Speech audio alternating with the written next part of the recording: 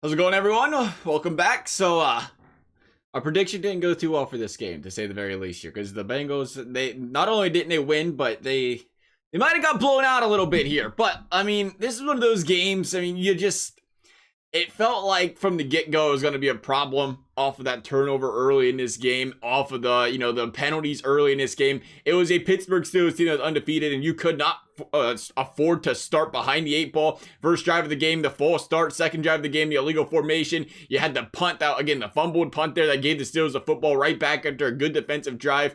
And it was a game that, all in all was a bad weather game, a very windy game, much like it was in Ohio. It was about, similar to that in Pittsburgh here Sunday night, we're going to call it there.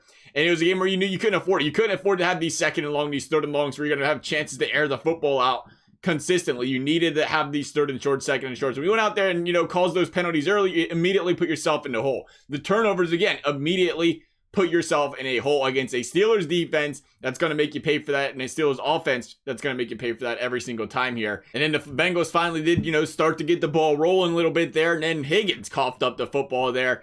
And it was just, again, the difference of the game. The difference of the game was these turnovers, which, again, the Bengals, they had their chances as well. You can't say the Bengals defense didn't have chances to get some turnovers. There's a couple of them that bounced off Steelers players' hands into the air. There was the one off of, Hubbard's hands that was thrown. It was tough for one lineman. I get it. But, bounced off both of his hands there when he went up to swat that ball down. You had Bates drop the pick six. Now, that game was, the game was over at that point in the fourth quarter. But it's just the principle.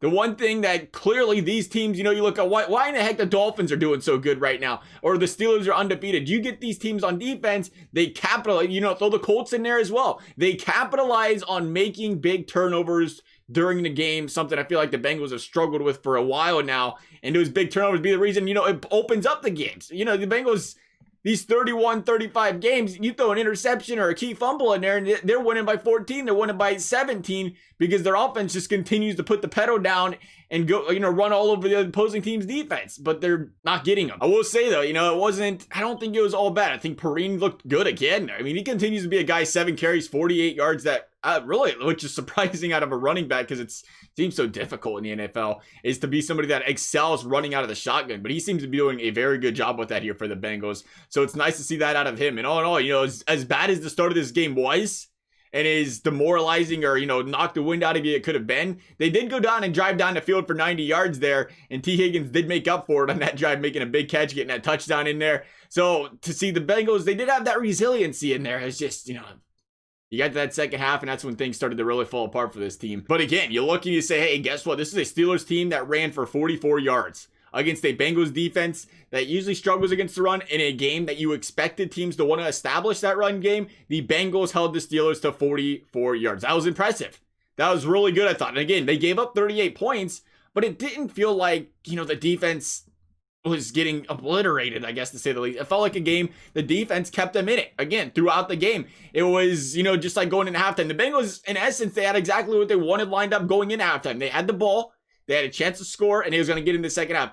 All in all, things went well there. They could have the game tied up the next time the Steelers touched the football. But it didn't go down that way, unfortunately, there.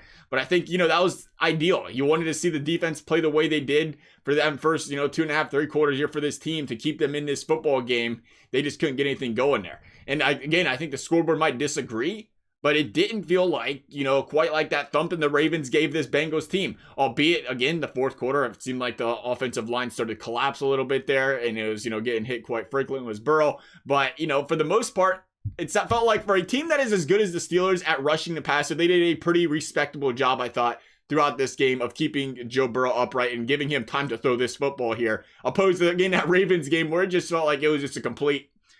it was scary to watch, to say the very least. It didn't seem like every time he dropped back, he was getting killed back there. So it's getting better. It did appear, though, talking Burrow, he struggled a little bit. For the second time, he sees these tougher defenses. He's having a little bit more of a challenge. Joe Hayden was having a really good game over there. Just one of those things.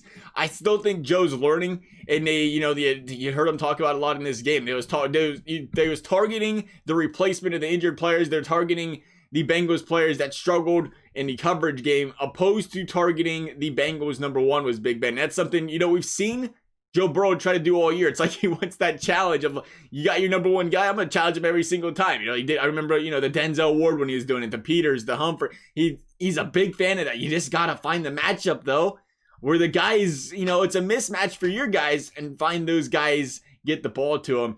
But I mean, again, he was uncharacteristic. What I would say here for Joe was missing some of these passes the guys were open, and you wonder how much of that was just maybe Burrow's having a bad game, and how much, again, it was windier than could be out there in that game, and that was obviously going to affect some of those passes as well out there for Burrow. And I do wonder, you know, if you clean up this game, clean up the turnovers, Bengals make some progress, clean up some of them penalties there, which I don't know. I think you're always going to have penalties against the Steelers, because when you play the Steelers, it doesn't matter who the Steelers are playing. It always feels like the referees, you sneeze on a Steeler, they're throwing a flag. They do the opposite to you. They're like, that's not a big deal. But I can't, I'm not even going to go down that route in this game. Bengals got blew out the referees. I ain't going to go blame the refs for the Bengals getting beat up the way they did here. It just, you know, it just seems to happen when you play the Steelers for some reason there. But nonetheless, you clean that up, you clean the turnovers up, and you get a game where the weather conditions are a lot more ideal. I do feel like the Bengals, they compete in this game. I feel like the next time they play the Steelers, it's going to be a heck of a lot closer than it is.